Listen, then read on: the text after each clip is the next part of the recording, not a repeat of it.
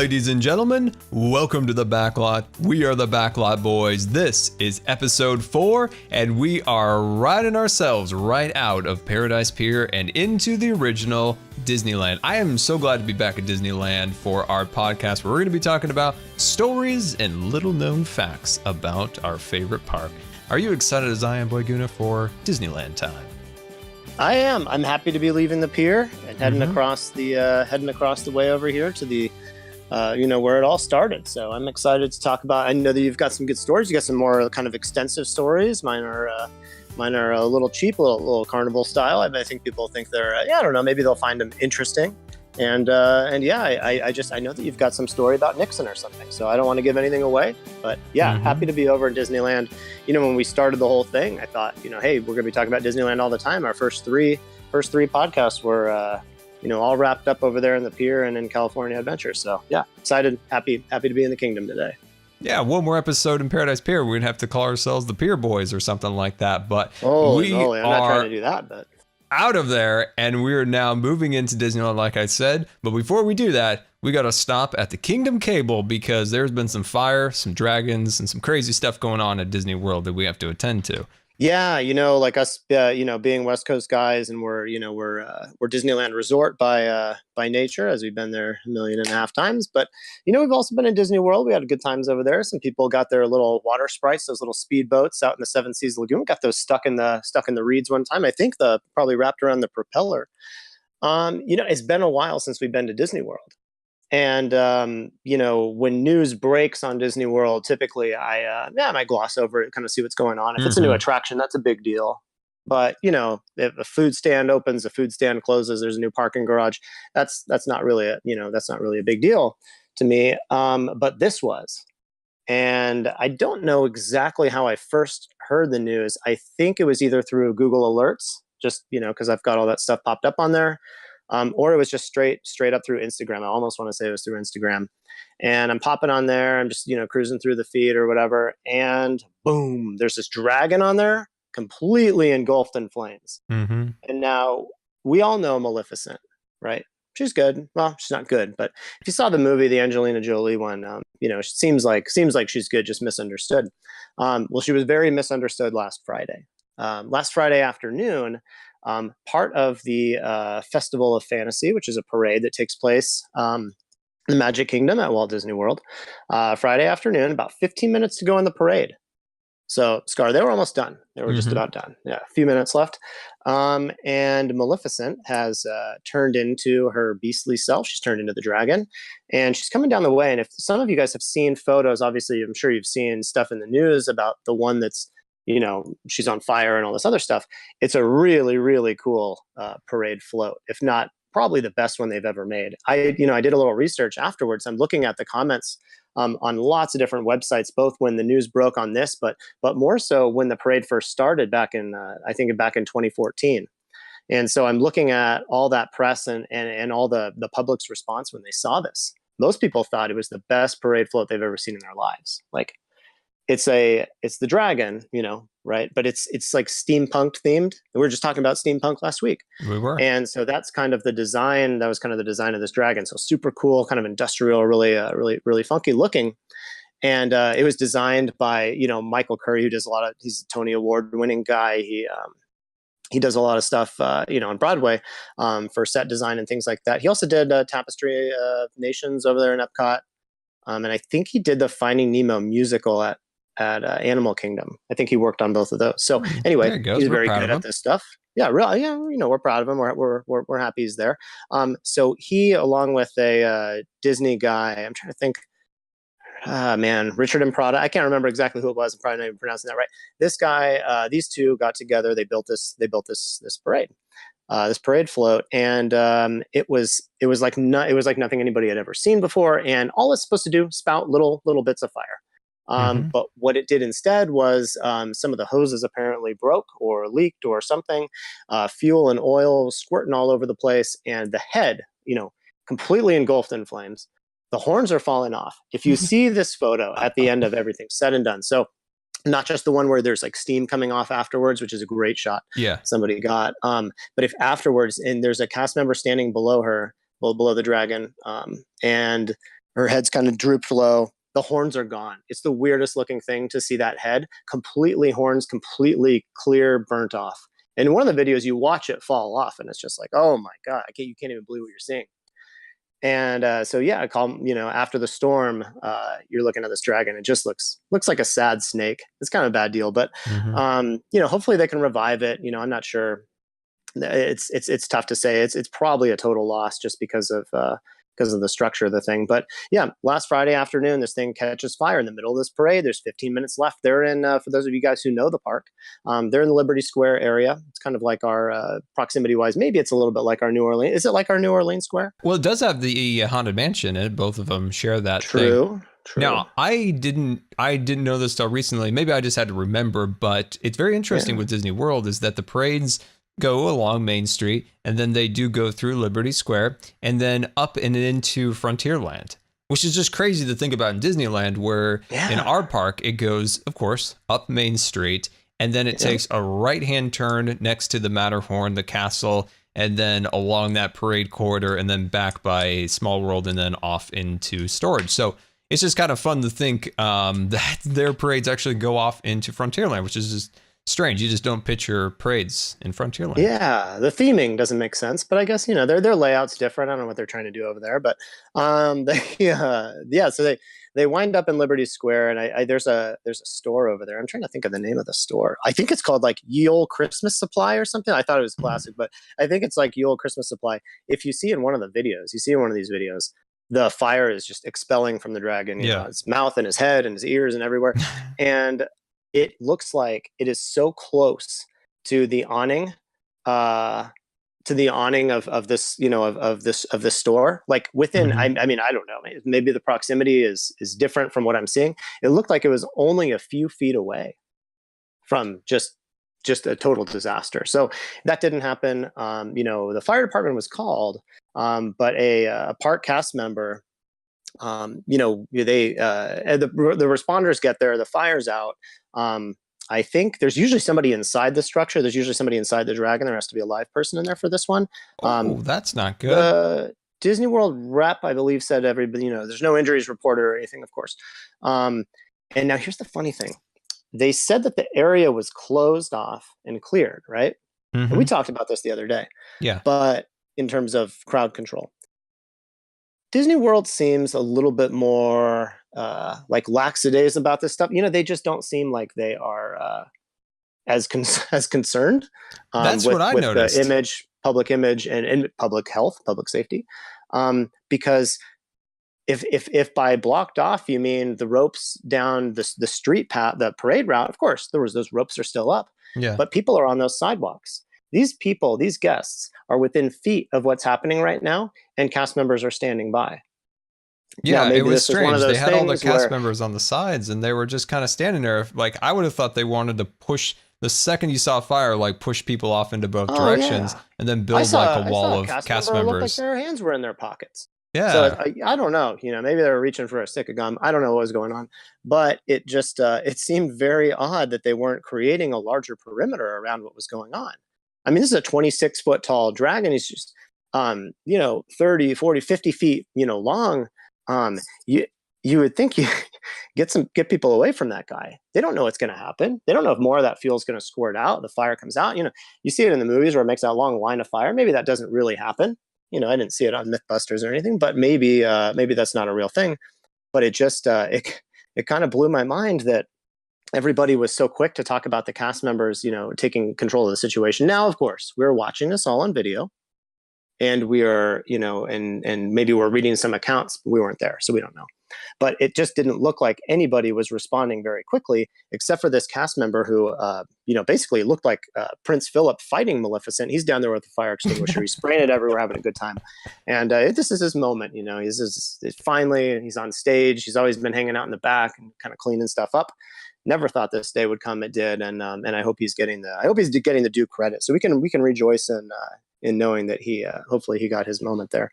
But he's really the only one that's doing anything aside from the dragon, which is bobbing their head. Apparently, the head was stuck in the second position, which you watch the video. It looks like, all the stuff is pre-programmed into the route. There's those little sensors down on the street. so that the parade floats know what to do when they hit certain sections and the music is timed and all this stuff. The dragon was still going. The music is playing in the background. It's really eerie.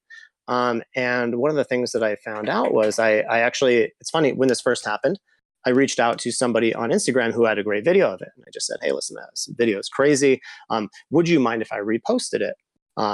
If that's an issue, then of course I won't do it. And she's like, oh yeah, post it all over the place. Okay, that's great. And then hey, can I ask you a few questions? So I kind of dove in and I just went for it. And she's talking about what the scene was. And I'll keep this short. Now I'm going crazy here with this. But basically what she said was, they're watching the parade coming down the route, and she's right there where this is about to happen. She's under one of those umbrellas, and here comes the parade, and she sees the other participants, or the other actors in the parade. They kind of keep looking back at the dragon, the people that are right in front, and she's like, oh, hey, maybe that's part of the show. Like they're nervous because there's this dragon behind them shooting out little bits of fire every once in a while. But pretty soon that quickly becomes obvious that they're looking back because they're realizing there's a major malfunction and they don't want to catch on fire themselves, and maybe they split off to the sides, as some reports have said. But she just said, it was a little bit crazy there for a second. They got some good footy, and then the area was cleared within an hour or so, maybe less than that, maybe a little more than that. All the smoke is gone. It's as if nothing ever happened. There's no oil on the ground anymore. I guess there was oil everywhere. I didn't see that, but apparently there's some oil all over the place. But I feel bad for the dragon. There's no way that thing's cheap. Feel bad, especially you guys, and maybe go to the YouTube channel and we'll do a small video on there with some media there you could take a look at. Take a look at this thing. It's very sad without the horns. I don't even know what to say about that. A little crocodile tear on that one. But yeah, it sounds like everybody's okay. This was in my opinion, a very major malfunction, a pretty big issue. I think because a lot of us that don't go to Walt Disney World are probably hearing about this dragon itself, this mechanical, wonder for the first time. But it's been there since 2014. Paris actually has one too. I think Paris is the only other park that has one of these. And I got to imagine that they grabbed that one and got it. They've got people giving it a twice over, making sure that it doesn't, this issue doesn't occur over there. When did this parade debut? 2014, I think September, like right after Labor Day weekend or right before. All right. So it's been going a while, and oh yeah, quite a few years, probably around every single day, maybe twice a day. And the thing just performs well, but once in a while, some things just happen that you don't really anticipate for. That's a shame. I remember when they hit that thing with the big extinguisher, there was smoke everywhere. People were running. Me personally, I would have been on the ground. I couldn't have breathed in that. That would have been super scary. Oh, it would have been. I mean, you got to imagine it's pretty crazy. I guess the one guy was saying, the real tragedy here is like, yeah, there's some technology that has been sacrificed now, and maybe at one point somebody might have been in a little bit of danger, but a lot of the cell phone video, I'm telling you, it's people are shooting that thing horizontally. That's the real tragedy, and so we're still looking at these kind of crappy videos. The other thing is, the only other thing that I really wanted to say about this was the float.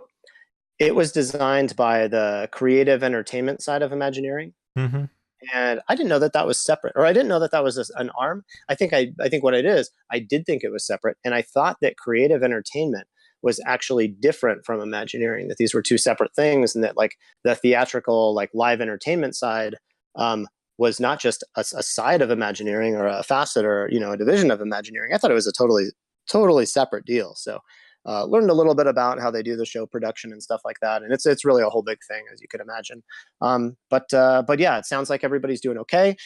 There's lots of stuff, you can just Google it if you want, but if you get a chance, check out our YouTube video. We'll throw it on the same channel that a lot of these podcasts show up on, and there'll be some video, and some of that video is that, like I said, I chatted with this person to make sure that we had the rights and the deal to pop that up, and then we'll throw in some photos as well, and maybe some facts. But yeah, if you hadn't heard, here you go, check it out. The videos they're intense. They're quite alarming.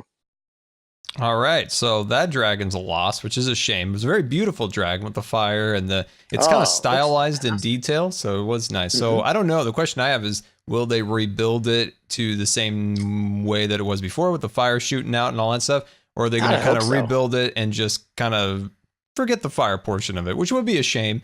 I always liked the fire at Disneyland. As a young kid going through Adventureland, seeing the tiki torches and stuff like that, I always liked that portion of the park to see the fire. I don't want to go off track here too much, but do you remember when you first saw World of Color and you're standing out there? I know I also don't want to go back to California Adventure. Turns out we kind of like that place. We're there and we're in the viewing area, and that portion of the thing, I think it's when like there's like some pirate stuff going on. I can't remember. Maybe it's Emperor Zurg. But when those things go poof, and like the fire shoots off everywhere and you get warm, like instantly, you can feel that heat. And I think that's great. I love that. I think that's so cool. Always feels good. It's getting a little cold at that time of day in the desert. Yeah, warm up for a quick second, a little space heater. Well, there we go. So that is the Kingdom Cable for today. And like we said before, make sure you guys let us know things you're enjoying about the podcast. Put it down in the comments of the YouTube channel if you're watching this on YouTube. And thank you guys so much for the comments and the ratings so far. Like, ratings, and comments are always much appreciated. But it's time now to start talking about the history and stories of our favorite place in the world, and that is Disneyland. And so we got some good stuff. I'm going to talk a little bit about the time Richard Nixon got kidnapped. That's right, he got kidnapped. Alligators, real alligators in the park, and maybe a first death or two in the park. There's some strange stories behind that. What do you got? I got a couple different things. I want to talk to you. I want to kind of bring up some of the smells that you smell around the park and why that is. And some intentional and some unintentional. We're going to talk cats. The feline, little feline situation they've got over there. We're going to talk wait times. We're going to talk swans. And we are going to talk about a brick wall. A brick wall? Yeah. Right. That's all I'm going to tell you. I don't know why it came to my mind is Diagon Alley at Disney or at Universal, but we're talking about Disneyland. Okay, I'm looking forward to the brick wall now. I'm looking forward to this. I think you'll like what you hear. All right, so can I start off with Richard Nixon? I'm pretty excited about this. Please, I've been excited to hear this all day. All right, so the time is 1958, and they are opening the Matterhorn, the Submarine Lagoon, and the Monorail. So that is quite an attraction list to open up. So, I mean, just think of it today. Like if all three like e-ticket style attractions opened at once. I don't know if they actually considered the Monorail an e-ticket, but I consider it an e-ticket, especially at that time. Like there was nothing else in the world like that. And Walt, classic Walt, wanted to bring down his buddy, Richard Nixon, who was the vice president at the time, correct? I think so, 1958. Yeah.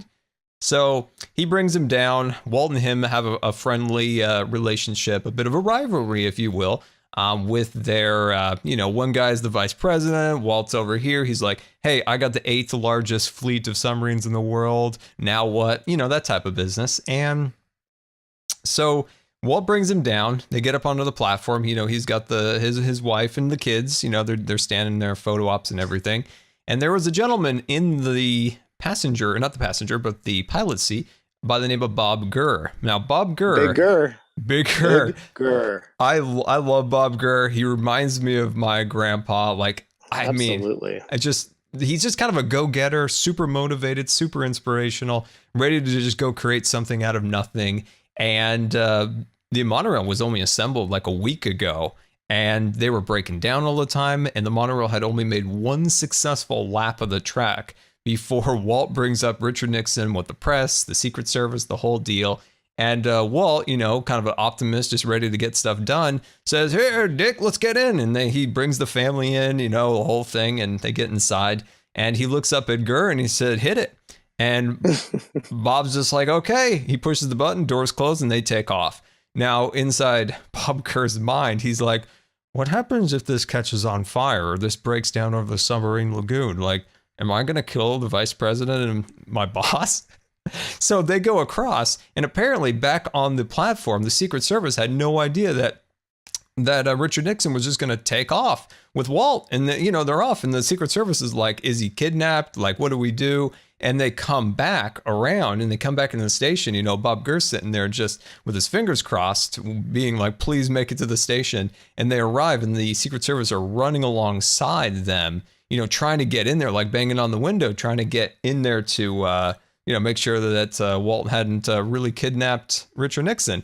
And Walt gets there and he's like, hit it again, Bob. And they go off again. The Secret Service is running after him again on the station platform, and they go back again. So at one time there was a kidnapping of the vice president by Bob Gurr and Walt Disney back in 1958 when the monorail, Matterhorn, and the submarine lagoon were all being dedicated. And man, it's just when you think about like those times and how things were like a little bit more casual, things, Walt, this is his thing. This is his park. This is all of his little contraptions and stuff like that. And there's this ownership to it in a way. Like, you don't get that too much from the company because it's all just kind of individuals there for their career or whatnot. But to think of like Walt, how proud he was of the monorails, like these are mine, like look down below, these are my submarines. And he's so excited to, have people get on them and show them off. And it's just something you don't see too much these days. But I like that story quite a bit.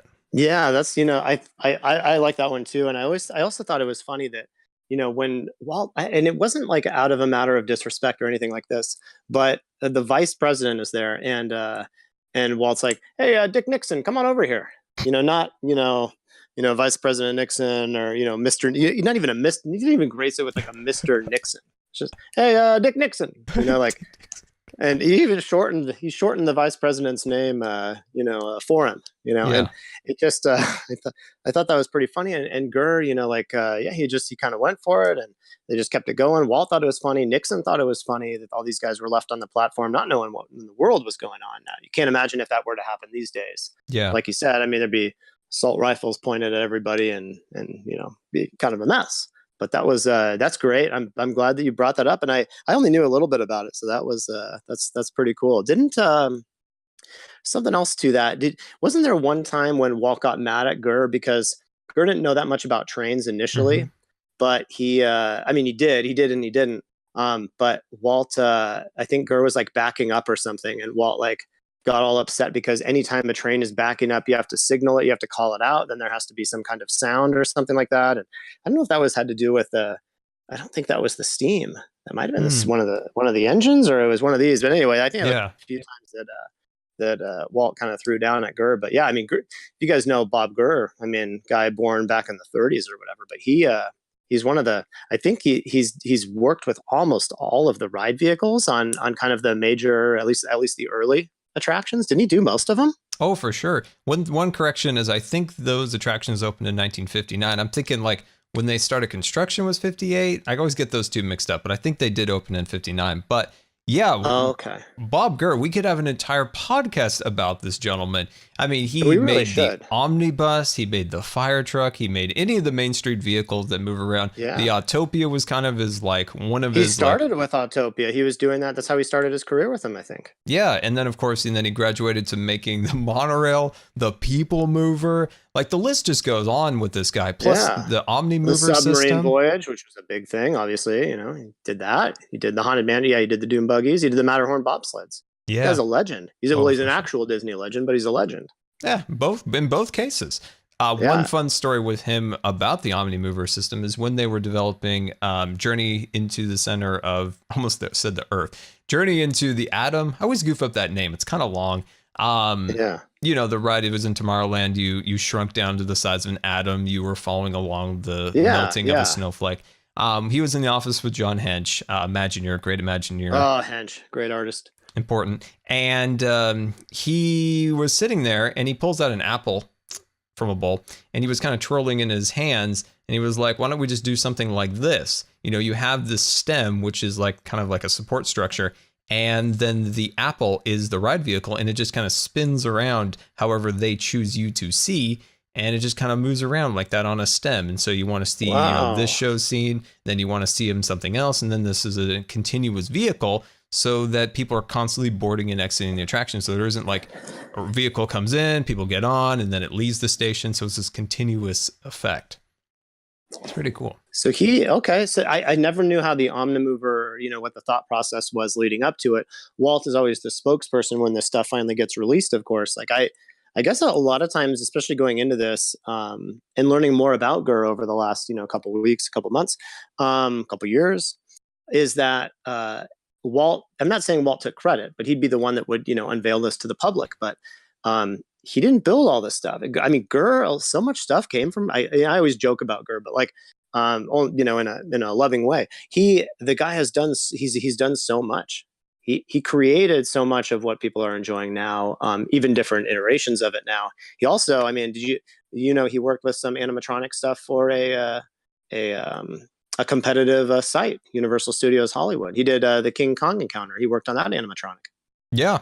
He worked. He had his own company. It was like Burr. Oh man, I forgot. It was like Gurr's Guys, I think. Just a couple of guys, and no, it wasn't Gurr's Guys. He did have a separate company that did make animatronics and things for plays. So he made the Jaws for the Jaws movie. He made the Jaws, the shark. He made the dinosaur, the animatronic dinosaurs for the Jurassic movies, like the Jurassic Park, the original. 100%.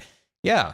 That's new information. Awesome. I love Jurassic Park. I didn't know anything about that. Yeah, Gurr's awesome. I think he gave himself the title Director of Special Vehicle Development. I think that's what he called himself over at Imagineering. But look at, he's doing all this other stuff. He's got Gurr's Guys and these other companies. I think that's we'll do more. We'll do more on Robert Henry Gurr, because he really is he's quite a legend over there, quite a staple. Yeah, I would definitely like to do a podcast on him. So don't they still consult with him? They still consult with Gurr on things, or he gets involved, or not anymore? Or I don't know if he does. He did leak the fact that Disney World is getting new monorails from Bombardier, or it's not Bombardier, it's like Bombardier or something like that. It's got that little extra flair on the end. Which is I a always company. Just say Bombardier. I know that's not right. I just whatever's easiest for me. I like Bombardier. It just sounds cooler, but it's Bombardier or something. You've seen pictures. Sure. So they are apparently working on making new monorails for Disney World. So yeah, well, let's have a podcast dedicated to Bob Gurr. How are those going to be different? What are they doing with the monorails over there? They haven't officially announced it, but good old Gurr leaked it, which we appreciate him for. How did he leak it? That guy's not on like social media and all that stuff, is he? No, he was at some kind of presentation, some kind of event. And somebody asked him a question, and he just replied. Okay. He's just straight up with them. Oh, that's how he is. He doesn't mess around. No messing around. He's not gonna make something up. All right. I don't know if you want to do the brick wall yet, but I'm thinking about it. Just to let you know. I'm gonna save that a little bit. I'm gonna do that halfway or so. Okay, but I'm thinking about it. What do you got for me then to serve me until let's then? See. So I'll just, I'm going to lob one up. This is an easy one. Everybody knows that you're walking around the park and there's lots of different things to smell. Mine's less of a story. This is just a little thing. Lots of funny things to smell. Every different area of the park you're in kind of has like a different. It's got like a scent genre, if you will, right? So each area is gonna be specific. So you're in Frontierland. You're gonna smell kind of some wood. You'll smell a little dust. Some cowboy smells. I don't know if it's poop you're smelling or what it is, but you're gonna have like these frontier smells. You're over by the Haunted Mansion. I don't know what they say that you're supposed to smell over there is gonna be more like, it's funny, that's actually kind of the same, but like topsoil. So not dust and dirt, but like topsoil, because some freshly dug graves or whatever that happens to be. Maybe also some little musty smells. The bayou. And then swampy. like kind of a little swampy, like over by Indiana Jones, a little bit of swampy element, other sounds and all this other stuff to go along with it. But I think it's called the Smellitzer, and it's these little things that pump out these smells throughout the park. Oh, there's a vanilla one that's on Main Street. Maybe that's probably the most inviting to some. To me, it is that swampy smell over in Adventureland. That's my spot. But I think that's kind of cool how they do this. They pump out these different smells, and it's just supposed to enhance your experience in that area. If you just show me a log ride, but I'm not smelling anything that's waterlogged, I'm not smelling like damp wood, so that I'm imagining that I'm in the South and flying around on these logs through the briars, like then where am I? I'm not going to say anything negative about Knott's Berry Farm, but I'm at a place like that. So I think that's pretty cool. So you've got like these livestocky smells in Frontierland. You've got I don't know what those Fantasyland smells would be. Probably just like churros, but yeah, it's pretty cool how they have how they kind of have all that stuff split up. So if you ever wonder, you're out there and you're like, man, I feel so immersed right now. I know people don't say that. Probably don't say that they feel immersed, but they are. You're like, hey, this is a cool environment. Well, they're doing lots of different things to make sure that you feel that way, from sounds that are being projected through speakers, through the foliage, the non-native but native to what they're trying to impose right there, and then all the way through the smell, because I think, and now correct me if I'm wrong, but I think the strongest trigger to a memory, scientists are still saying that has to do with smell. So you smelled something when something happened. The next time you smell that, boom, you're right back there. Whereas with a sound, or a sight. There's so many things that can mix those up or get those confused. The smell, like your nose doesn't mess around. It knows. It remembers. The nose knows, as they say. I never noticed that too much with a smell. Sometimes with chlorine, I will remember that instantly, as maybe Pirates of the Caribbean, stuff like that. Big time. But when it comes to sounds, I'm way more like adapt to hearing the sound than like instantly triggering memories. But with smells, you're a sound guy, huh? Rarely smells will do that to me. Really? But when it comes to smells in the park, that's one of the great like subconscious things that make you feel like you're in a place, but you're not like so much aware of the fact. Like you smell this or you smell that is accustomed to whatever the theme is of the area. But those are the things that are supposed to be kind of subconscious to make you just kind of feel comfortable in the area or feel something in the area that you're not like really aware of. It's not like in your face. And I like that stuff. I think too much today we're like feeding stuff down in somebody like, hey, look, we're doing this. Look. Sometimes I like the subtle stuff. I think that's a art that's being lost a little bit. But I love the smells. My favorite smell is, of course, the vanilla smell at the Emporium. As a kid, I loved that. We had a vanilla candle. Well, now I'm going back to saying that a smell reminds me of things, but I'd always smell that because it reminded me of Disneyland. But yeah. And would you say it makes you hungry? Of course, nice. It's nice, but but you can't, people would say like, hey, it's illegal to pump out these smells, into certain areas to entice people to come in the store. But I mean, hey, Disneyland can do anything they want. But in some ways, yeah, of course it makes you a little bit hungry, but it also just makes you happy, I feel like, right? I feel like it just puts you in a good mood. Vanilla always makes me happy. Also does remind me of the candy store. They did pump out a little bit of cinnamon back in the day when they had the Blue Ribbon Bakery in that area, which would have been adjacent to the candy shop. That's since been renovated back to the Coronation Cafe. Rightfully so, I'll have you say. But yeah, it's I remember that smell. I'm trying to think of any other smells. Do you know, this is a question I have, do they actually artificially make that smell in Indiana Jones, that musty, cavey smell? Indy one, I don't know. I know that Pirates do. I know that they actually, the smell is generated from old wet wood and sea salt, I believe. So there's not the water that you're in, that the flume that the boats are going through, that's not salt water per se. It's not to say that there isn't like some kind of bromine in there or something like that for, cleaning purposes, but it's not specifically salt, but you will notice a slight, now it's so small, but a slight salty smell. And then you've got that wood smell. Now I resonate with that one, but what you're saying with Indy, and you're going through that queue where you're just walking under that part in the temple where it opens back up and you can see the leaves above you. Yeah. That's, to me, that seems like when that smell hits hard. And it hits like kind of late, not even late morning. I mean, 9:30, 10. And it's coming in pretty hard. And I think it comes in pretty hard in the afternoon too, if I remember right. But that might just be chemtrails or something. But it, you're right. I don't know if that one's pumped in. I can't find a statement on that one anywhere. And that was really the one that I was looking for. I was like, what is that specifically? Because I think I've smelled something similar to that, in real life, somewhere out in the real world. And I was like, whoa, but I can't remember. Yeah, I couldn't tell you when that was or where I was. It was just this. All I know is I smelled it. I remembered Indy. I'm always remembering Indy, but I remembered Indy and I wished I'd been on the ride. Could be some kind of tree or foliage over that section because you can't see the sun. Like you can't see the sky above. No, that's why photos they never quite come out great in the Jungle Cruise area and back there. I mean, you can get one here and there, but it is very tough to get like a good lighting shot. Lighting's everything. Everything looks great, cool back there. So it's you can pull off the picture. But have you ever noticed that the lighting is just never quite right back there? I can't get a solid picture back. You probably can. It's a white balance issue. Immature. The white balance is being thrown because of all the green, so it's overcompensating, making everything a purplish hue. So that's something to keep in mind: is your white balance is being thrown off by all the green. It makes me feel like I'm taking a picture indoors or something. Does that make sense? Like I need like a fluorescent filter. I don't know what I need, but it needs to be warmed. The scene needs to be warmed. The camera is going to overcompensate in the wrong direction. Another issue would be that it's very dark, so you are going to need a longer shutter speed in that area because it's pretty dark. Like it's always overcast, lighting conditions back there. So that's something to keep in mind. So what are you saying? Keep the shutter open, turn the ISO up, or turn it down? You would want to probably put the ISO up a little bit depending on your camera and your capabilities for ISO and like enhancement, because the more you bring that up, the more grain will be in the picture. I feel like that's a good podcast in the future as photography tips for rides, but Yeah, you might want to do that, but just keep in mind, yes, your white balance is going to be thrown off. Set that to shady or something like that, or in post, maybe, bring in a little yellow, and that'll kind of sort that out. But yeah, it is a difficult place to take pictures, but the issue is your white balance is being thrown. Okay, well, problem solved. Turns out I'm a terrible photographer. So that's the thing on smells. What else do you got, guys? You got something else out there besides old Tricky Dick, old Dick Nixon? Yes, so we're back in Adventureland, right?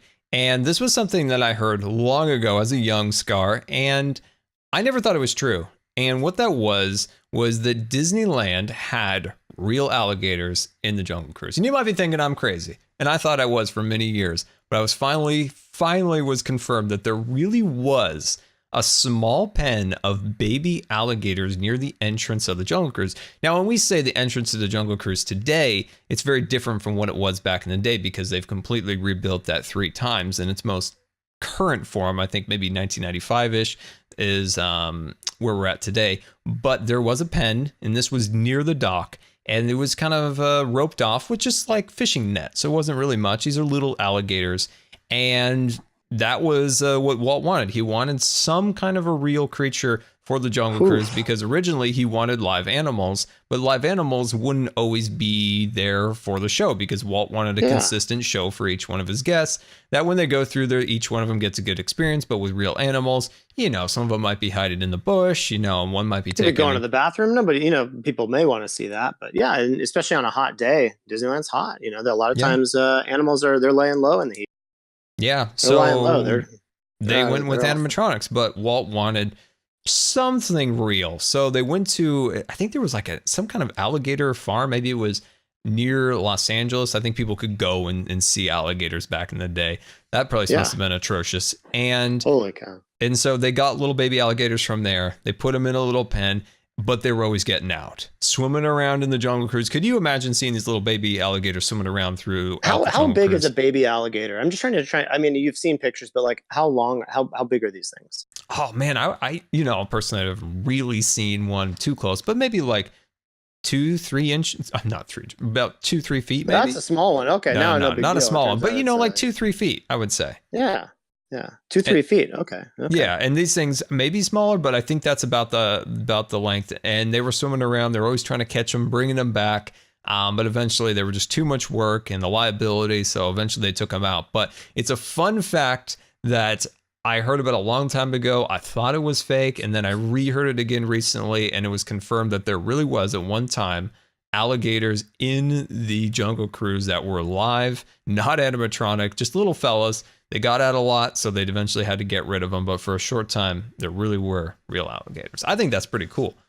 You're pulling out stuff I've never even heard before. This is something somebody would expect at Disney World in Florida, in the swamps over there. Yeah, of course. But not at Disneyland. That's quite a bit. That's a little much. It's a little much.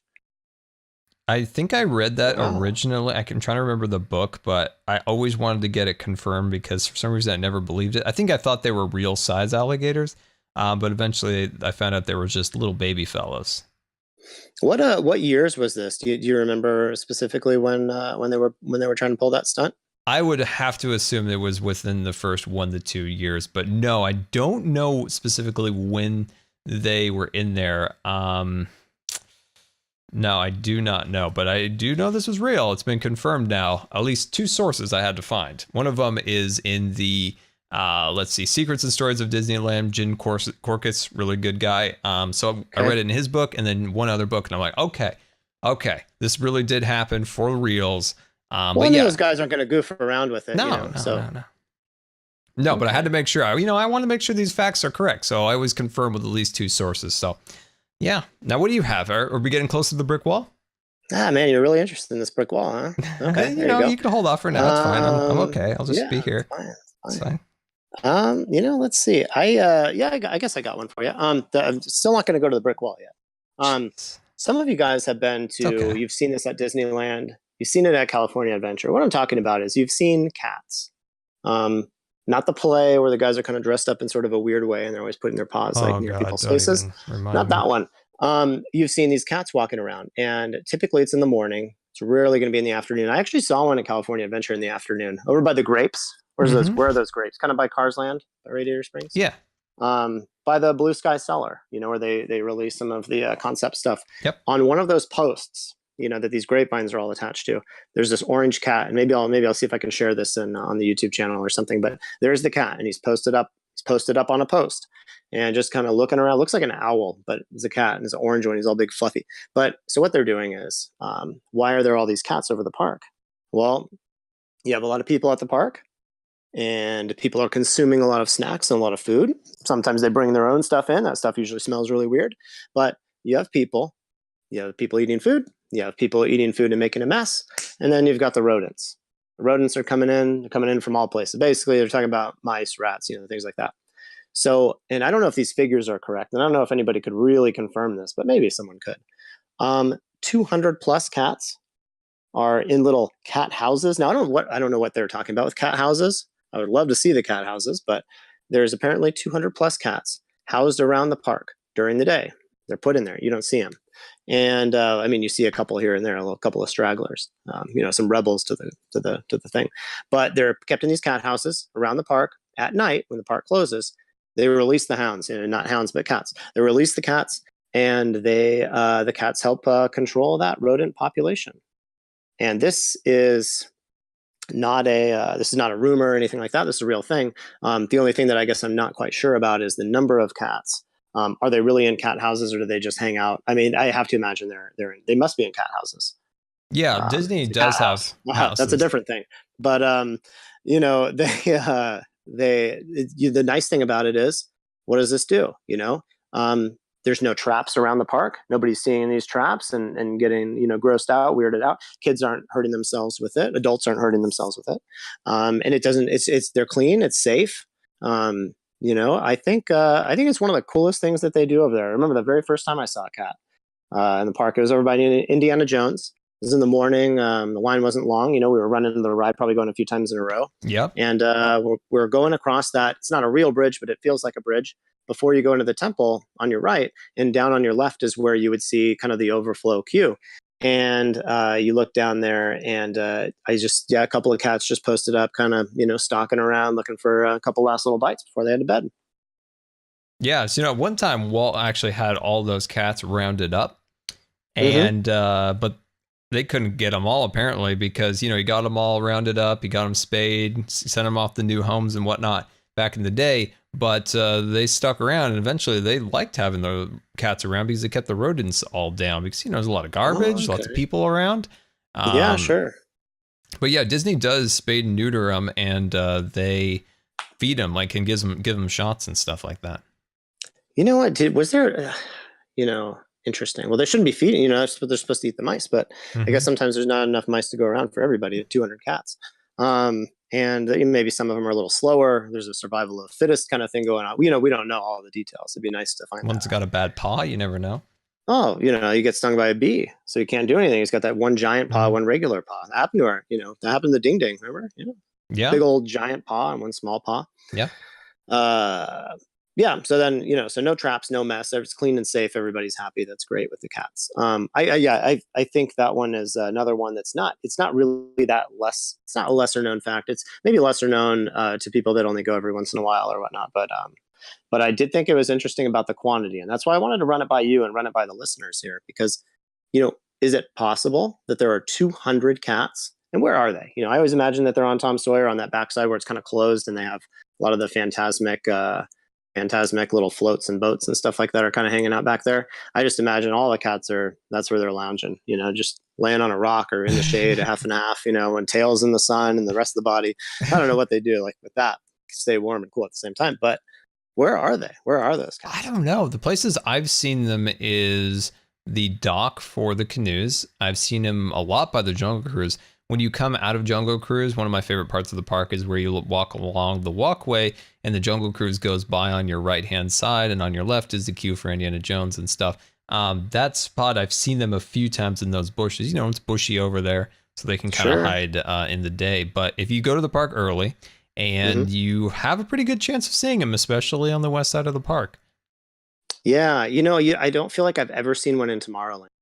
I don't think so either. Too hot, too concretey. Oh yeah, too much cement over there for those guys. All Mm-hmm. right. Well, what else do you guys? Something non-cat related, maybe. The first death. We can get real dark now. Ooh. All right. Bring it. Bring it on. So this was the first death in Disneyland. And this isn't the first death that was company faulted for. This was a guest acting up, if you will. So there was a kid, 1964, there was a party, and he was there. He was, kind of acting up, if you will. He kind of had a bad day going. A girl turned him down and things like that. And so later, he met up with some guys, and they were going to go on the Matterhorn, right? So he gets on there, and then maybe to eventually impress this said girl, he decides to unbuckle his seatbelt and stand up during the Matterhorn to kind of maybe pretend he was skiing, something along those lines, just kind of look like, hey, look at me, woo, doing my thing, surfing, whatever, going down the bobsled. But as you know, those are tight passages, things are flying around as you're going down the Matterhorn. So he's standing up and he goes into one of the caves and hits his head. And you're going maybe 20 something miles an hour at that point, smacks his head, flies out of the vehicle.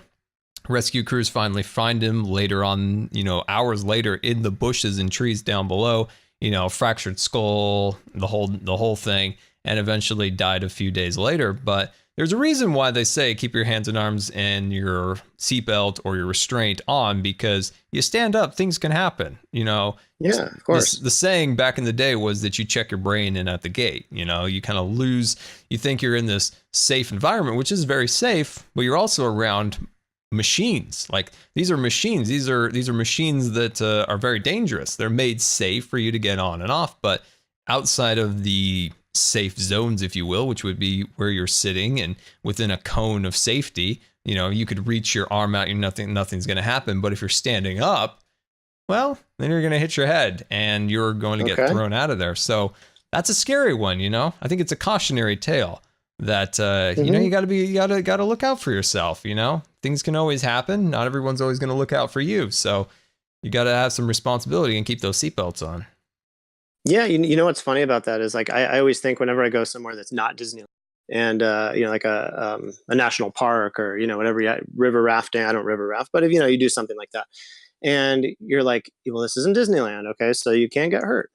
It's not really like a fair analogy for a situation, because you very well can get hurt at Disneyland, and they have all kinds of things up to hopefully prevent that and people to tell you what to do, and they would like to think that you would have a little common sense. But hey, sometimes people's excitement or their anxiety or whatever it is gets the best of them, and their heads are just popping off.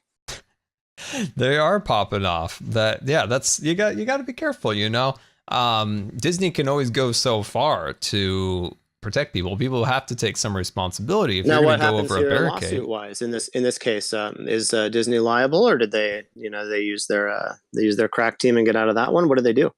That one I don't know, but I would assume that maybe there was a payout, maybe there wasn't. It was in the 60s, so I don't know. It's a little different than today. So yeah, I don't know. But that person clearly was in the fault. If the rest of the people were saying that, yeah, he was standing up in the vehicle, which is against what the safety instructions say, is don't stand up, don't unbuckle your seatbelt.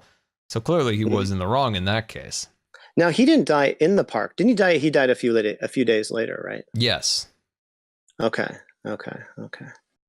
Yeah, that's tough. It's I didn't mean to, I joke, but sometimes you just kind of have to. This is a 14, 15-year-old kid. That was a sad deal. That's too bad. Yeah. A lot of Disneyland has had a number of these kinds of things, and even the ones where it was something like on the part of a guest doing something like that, they're told not to. Common sense would tell them not to. Everything's telling them not to, and they do it. It doesn't mean that it's not a tragedy. Yeah, of course that's a tragedy, but it's just kind of, like I said, a cautionary tale for people out there, because you see a lot of people, being casual and stuff with some of that. Oh yeah, you gotta have fun. Part of it, there's a lot of stuff too. And we all get frustrated sometimes when we see certain rules that are going to impede on our freedoms and little things we want to do. I know that, and I don't know about Disneyland, and you correct me if are selfie sticks still allowed at the park? Maybe they're not allowed on rides anymore? They're not allowed in the park at all. At all, period. Okay. At all, yeah. People were sticking those things out. They broke some props, things like that. Yeah, they get caught on stuff, and I mean, I've used it there. I used a GoPro one, and I've used like just a hoopty, the $15-20 one. Um, and yeah, you can get some good shots with those things for sure. Get some vantage points that are not the typical, but they are dangerous. I mean, I've seen some footage of people's arms getting torn off. This is not at Disneyland. These are at kind of the lesser of the establishments. But there's these things. These things can cause some bad stuff, and so you just really need to be careful. And we were talking about other podcast ideas. Fans at home, we're talking about some other ideas as the podcast progresses and some show topics. And I was looking at some disasters, not that have happened at Disneyland, but at some other parks, just to see just exactly how good Disney is in terms of keeping these things from happening. When you look at some of these other parks that have been in existence for a fraction of the time Disneyland has, and have seen far less visitors, and have had far more incidents. You look at them, and there's been some gruesome things that have happened. I don't want to get into it right now. We'll save that for another podcast. But a lot of scalping, believe it or not. I'm not going to say anything more about that. It's awful, but yeah, you got to be careful. You got to be careful. Some of these rides, they're not messing around. No, they're machinery. You would think of these things as things that are in factories, big machines moving around and stuff. Yeah, look at it that way. That's a better way to do it. You get steel toe boots, you start showing up in the park, people have a hard hat on, and maybe that's fine. Maybe that's what they need to do. I don't know. That's the future, They keep keep negligence, bringing up the height of rails and stuff like that eventually, Personal safety equipment will be next on that list. So fun fact, just a quick one in here. The only Mr. when it came to, saying Mr. something within the company was Mr. Toad. Well, although he's told people, don't call me Mr. There's only one Mr. in the company, and that's Mr. Toad. There were a couple other Misters. I'm not refuting this. And I know that was Walt saying. I didn't even know you were going to bring that up. How do you like that? Wild card. But there's also Mr. Lincoln. There's Mr. Smee.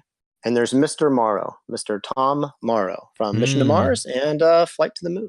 You're right about Lincoln, but of course, Walt could have said that before Lincoln opened, and Tom Morrow came in 1998 or so Flight to the Moon was before 98. Oh yeah, Tom Morrow was originated. That's right, he originated the Mission to Mars, not the Interventions in 98. He came back in Interventions. Right. We saw that was kind of his reanimation. He had been around long before, because you remember, I can't remember what it was during. It was there used to be some sites where you could listen to these ride spiels right off of DAX. I mean, not recorded with somebody's phone and great quality and all this stuff, but the actual DAX recording. And they would always go, paging Mr. Morrow, Mr. Tom Morrow. What ride was that? I can't remember what ride that was for, but they would always do this. And every time I hear that in my head, if somebody says tomorrow, legitimately somebody says tomorrow, I think of that. But yes, there are a couple other Misters. It's not like people are saying Mr. Smee all the time, but Hook does give him the Mr. title when he says his name. That's true. That is true. Maybe half the time. And what was the deal with that? Walt just he only wanted first names to be used on the name tags and stuff like that. There was this whole thing, first name, have the name tags.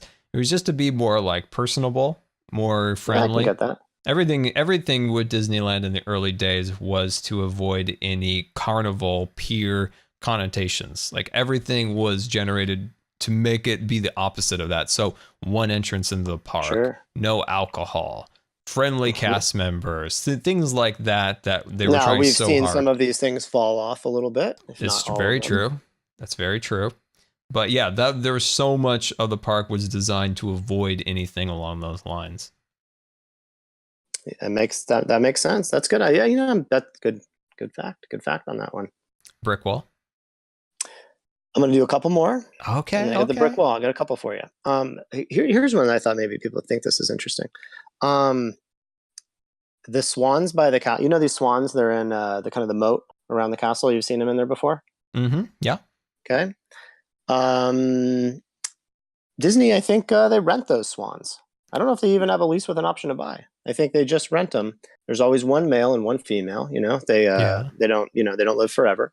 So they're always renting them. They're renting these swans all the time, and they you see these juniper bushes over there, and you would think, hey, you've got this beautiful castle, and you've got this little Snow White thing with the well over on the side, and then you have that like Neptune, or not Neptune, but that King Triton thing with the water shooting everywhere. Yeah. And you're like, you have all this great stuff, but why would they choose junipers of all things to be kind of in that area? Do you know why that is?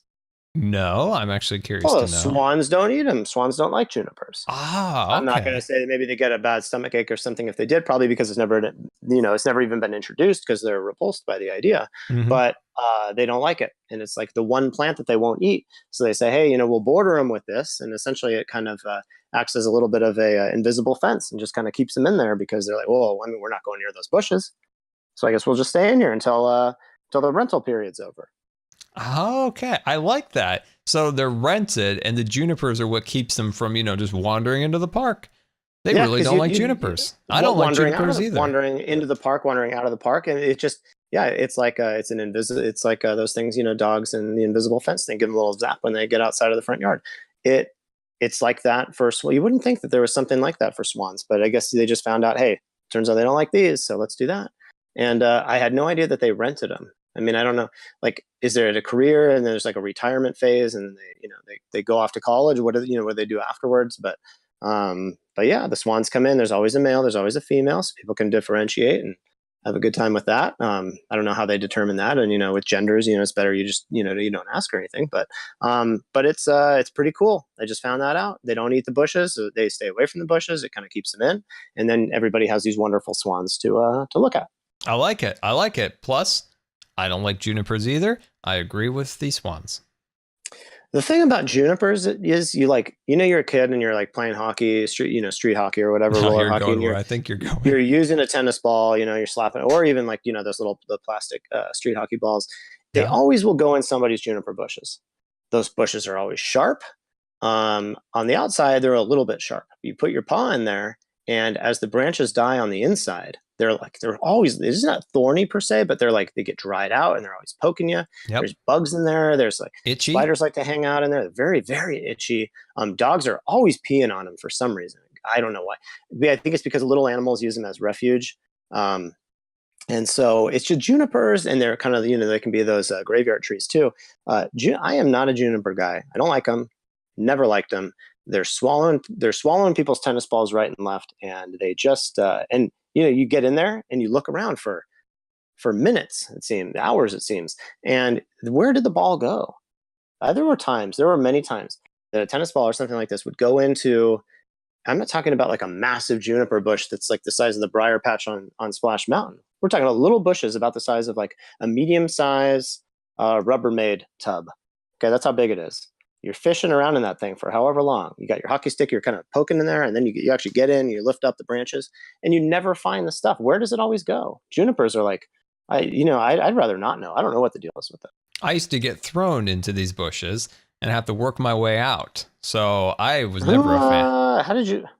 A lot of horseplay. Not going to cast any names.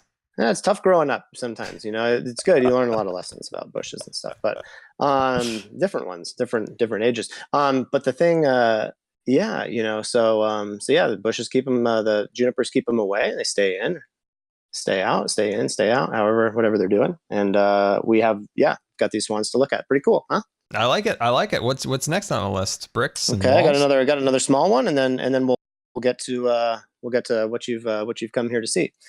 So this one I thought was interesting, and I feel like I want to challenge it, but I'll let you decide. You tell me. So time is a bit of an issue at Disneyland, Disney parks, maybe all the parks, and kind of in the same way that it would be in a casino. You're in a casino, you never see any clocks. Things that are hard to find in a casino: clocks, windows or exits or doors or anything like that, and people's dignity. But the park is a little different in that it's hard to know about the wait times for attractions. And the reason for that is this is a speculation that has been proven in a number of, I'm going to call this, I'm using air quotes right now, but some field tests done by guests. And I don't know that anything has been done officially, but essentially what they're saying is, the time that you see posted on both the sign immediately as you're getting into the attraction, as well as on the big board over on Main Street. And if you guys haven't been to the park, but there's a big white board over there, and it's got all the attractions that would matter, and shows, approximately what the wait time is. And basically what they do is to determine this is what they say. And I've been handed the little pass, but you get in line. Cast member will give you a little lanyard to put around your neck. It's got a little red card on the end of it, and they time the second they hand that to you. And then as soon as you bring it up to the cast member at the very end of the line, as you're about to get into the ride vehicle or take a picture with a princess or a snowman or a dwarf or whatever it happens to be, then you'll hand it to them, and there'll be a little process of information, and they'll say, hey, this guy was in line 45 minutes. Now, what's going to go on that board out there? Is it going to be 45? It's going to be 50. It's going to be 55. Could it be an hour? We don't know. That's for them. That's something that they do. But what people are saying is, again, they're saying that they're overshooting on the time, not undershooting, but they're overshooting. So let's say you get through that line, get through that queue, and you get all the way up to the front, get up to the stanchions. It takes 45 minutes. They might put 50, 55, maybe even an hour on there for two reasons.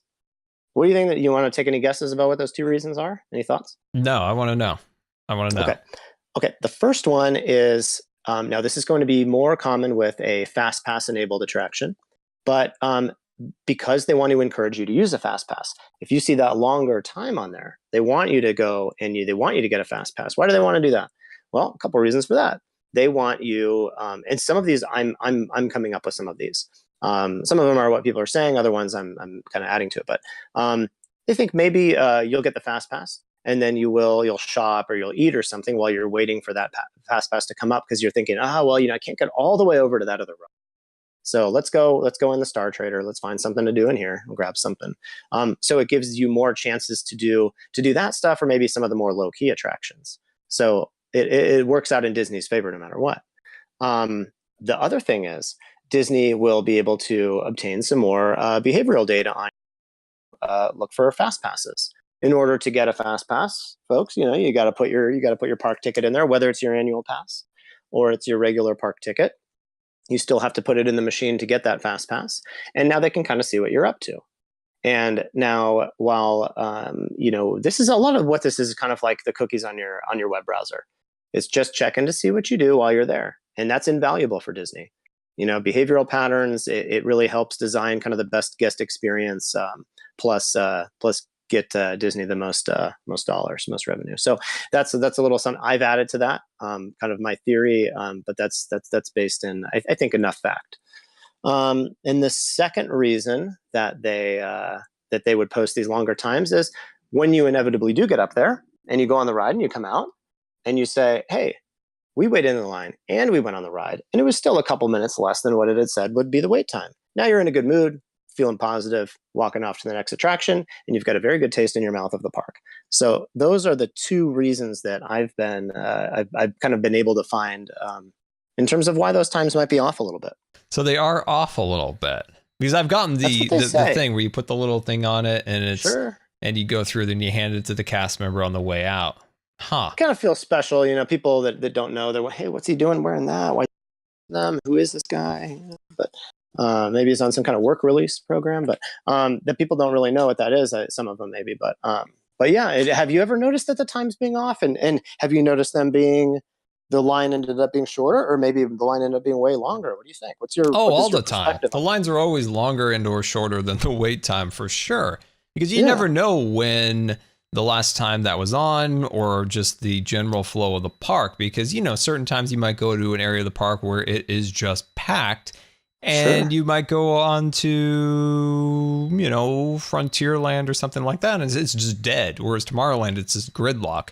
It's kind of, I think people generally just kind of follow each other, and they eventually just follow each other in these giant packs that roam the park. That is a theory that I have. I don't have any evidence of it, but I do think that eventually people just kind of follow the crowd around, and this giant mob just kind of goes around the park. And there's stragglers, of course, everywhere, but there's usually this kind of gradual group that always flows around the park.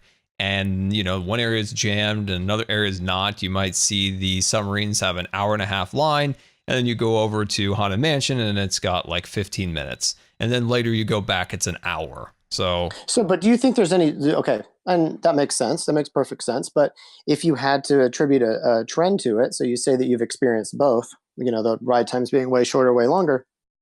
Has any of those, I mean, would you say if you had to you had to process it all together, does it seem like it's more often it's dead on, more often you ended up waiting longer than the time posted, or you waited less? What do you think on average?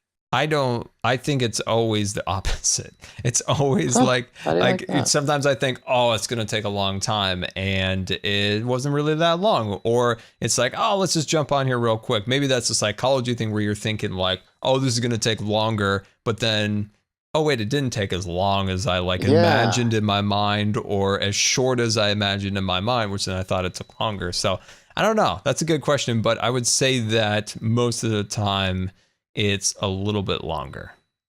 Okay.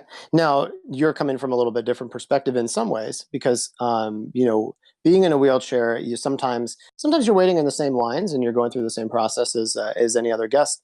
Other times you're entering through the exit or however you want to refer to that. So maybe these ride times are a little less relevant to you now, or with certain attractions. That could be the case. I don't know. Brick wall. All right. Well, time has come maybe for us to talk a little bit about this here. There is a wall. There is a brick wall. It's at the park. I don't know that many people know about this. It is over by the lockers. This is at Disneyland Resort, of course, Magic Kingdom. It's over by the lockers, and when you see it, you'll know, because there's about 3, maybe even 4 different types of bricks used. It's just a red brick wall. So we're not talking about a bunch of different colors and all that kind of zany stuff. It's just different sizes, slightly different shades. And, maybe the mortar might be a little bit different. But so you'll see this wall. And what it was known as, and that wall has actually been there since opening day. Now, I don't know if this is not there anymore. I was doing some research and I was trying my best to try to find some photos, I wish they had like a webcam, like a drone that was always flying over that maybe you could just check. I mean, it's late now. I wouldn't be able to see it. But I wanted to see like an up-to-the-minute shot of that area. But anyway, if it's not there now, it used to be. There was a brick wall that was back there right by, it was back by the lockers on Main Street, and it was kind of by that cone shop. And it was a brick wall, and what they referred to it as was the test wall. And now that wall was there on opening day. And what they had done was they had tried different brick orientations. And the one that they eventually decided on, after having that wall on Main Street so they could kind of see what it would look like with everything else, that was how they decided eventually on the brick that they wanted to use dominantly throughout that area. And so that wall stayed. It was something that they wanted to keep in there. And eventually, and I don't know how years later, somebody within the company installed a drinking fountain right in the middle of it. So they made it somewhat functional. So they put the drinking fountain in there, kind of embedded it into the wall, and kind of a neat little deal. It was one of the few things that remains there untouched since opening day. And yeah, a lot of things are there since opening day, but they've been repainted or rethemed or reimagined or something.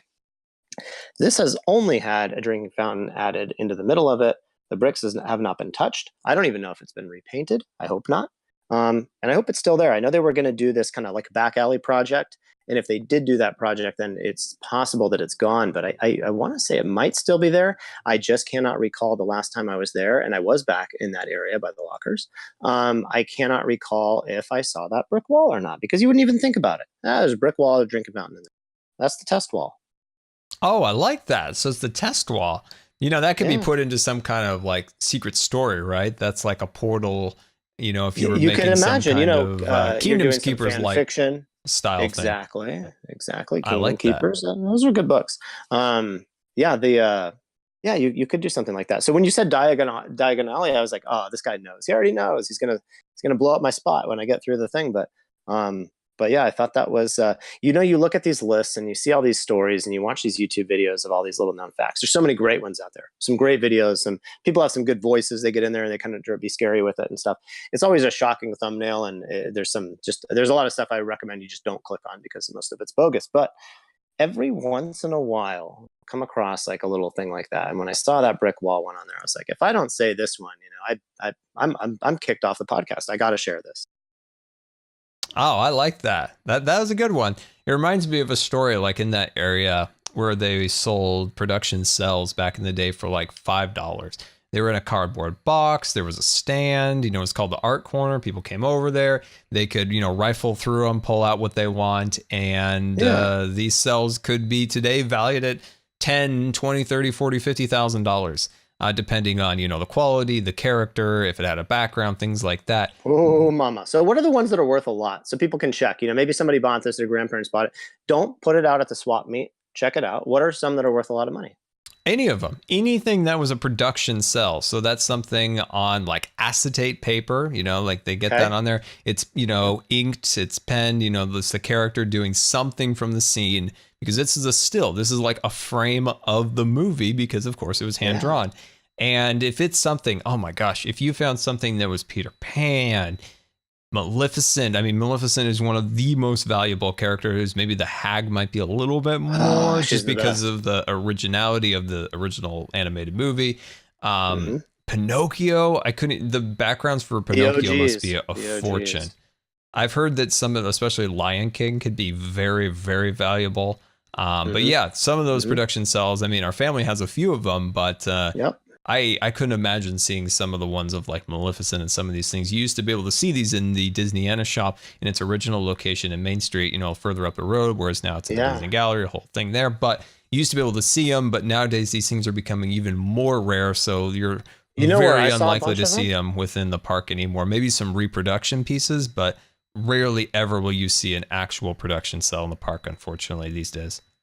You want to see them? You go to D23. You go to the big fan event, the big Disney Con thing. I went there last year and I saw all kinds of these things. They had a cool little setup where they actually used on the backdrop. So if you guys imagine like a trade show where you always have all these big, little booths, these little fold out things, they were using carpet from the old, Great Moments. So they took that red carpet out of Great Moments and replaced it.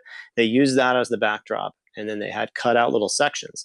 And that's where they put these framed cells in there. And it was pretty impressive. I took a lot of photos, and they don't come out good, but you're just kind of taking them to share with, actually I took them to show some pictures of you. But it was pretty cool to be able to see that. I thought that was a kind of a special opportunity to look at some of those, because normally they're in the gallery, or there's so many auctioneers that hold a lot of Disney stuff, and maybe it's a consignment or something, or they're like holding it for someone else. Because they're a little bit better at that and can attract a bigger audience. First of all, D23 was amazing. It blew my mind. I didn't even know I was going to be there. I was really happy, didn't think I'd be able to make it. And last minute roll in there. And it was a scramble because I didn't have a lot of time. I had a 3-day pass. I only got to go in for a few hours, but it was cool to look at all that stuff. They had a great poster from the Hollywood Tower Hotel. Best one I'd ever seen. If I was a little more liquid at the time, I think it was like $3,500 for this poster. I just couldn't do it. I couldn't do it, but it was an original. It was not a print. It was the real deal. And man, if I can't even describe it. It's just like get the goosebumps. But anyway, the cells are cool. And I did not know that. I didn't know that they were selling them that way. I didn't know there was a little stand, a little lemonade stand with some cells and a cup for your troubles. I had no idea there was anything like that. Yeah, very, very early on, first years of it. So yeah, that I couldn't even imagine being able to achieve to buy a cell that is worth so much. But yeah, that's what's funny about art. It's pretty much what the value you give it, and they gave it none at that time, and now we give it a ton of value. That's the interesting thing. Anything is that way, though. You really think about it. That's why the park tickets are what they are, what the annual pass is, what it is. It's just value is simply what somebody's going to pay for it. Somebody's like, hey, that's not worth it. Don't buy that hat. It's not worth it. Well, maybe not to you. To a whole bunch of other people it is. So, keep on walking, buddy. So I think that was pretty fun, kind of going back on memory lane with Nixon and the death, the brick wall, the swans and the junipers. I liked all these facts. The cats. All kinds of Bob Gurr, the fact that any conversation that we can bring somebody like that in. Bob Gurr is like think about like Wayne Gretzky as he is to hockey, and then think of like Bob Gurr. That is who? Bob Gurr is like the Wayne Gretzky of Imagineers and of developers and all that kind of stuff. Wayne Gretzky, he is. You said who? He's a hockey player. He played. Okay. He played for the Kings, but you probably saw him in Mighty Ducks. He had a cameo in the Mighty Ducks. Oh, okay. The first one, the first movie. Yeah, there were Okay, a few, okay. there's 3 of them maybe, but you saw him in the first one. Emilio Estevez, there were some other people in it. Classic, great movie. Okay, all right. So that was awesome. I feel like this podcast can have multiple parts in the future for our Disney stories and trivia type of thing. I think we could do more of these in the future. We got a ton of plans for future episodes of the podcast. Also, standalone videos will eventually come to the channel, which we're very excited to bring you guys. So make sure you're subscribed to the YouTube channel. We'll continue, of course, having this out on all the different forms that you listen to podcasts on. But we're really excited about the YouTube channel, of course, adding potential standalone videos and things like that to it. And that format will be different, right? We'll take little bits and pieces from some of these podcasts, and these videos will probably just be a couple of minutes. Some of them a few minutes, a couple of minutes, and it'll either highlight a small thing that we mentioned, or it will lend visuals to something that we chatted about, or maybe it'll even be something special that wasn't even mentioned. Yeah. So we're very excited about that. Make sure you guys are following us on all the different things that you enjoy, like Facebook, Twitter, Instagram, for all the updates on the Backlot Boys. And we will be back with you guys again with episode 5. I got an idea potentially for it, but we'll see what we do. So hey, and let us know what you guys want to hear, right? Scar's got all kinds of great ideas. He's got a whole list of them. We put them in a Google Doc, you guys. But if there's something you want us to address, something you want us to talk about, please bring that stuff up, because this is the time to do it. Actually, you know what? I think there was a comment. Somebody had commented on one of the YouTube videos. So we actually have a user question. Can I bring that in here real quick?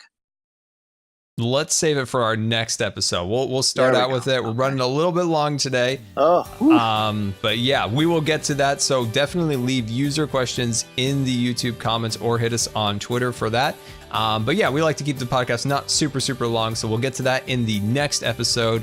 And guys, as always, thank you so much for following along with us as we create this podcast. We're having so much fun. We're sitting here having calls, writing down ideas, having a ton of fun making this. So if you guys are enjoying this, definitely give us a review on iTunes. Hit a like on YouTube. And guys, thank you so much as always. And we'll see you in the next podcast. Goodbye. See ya.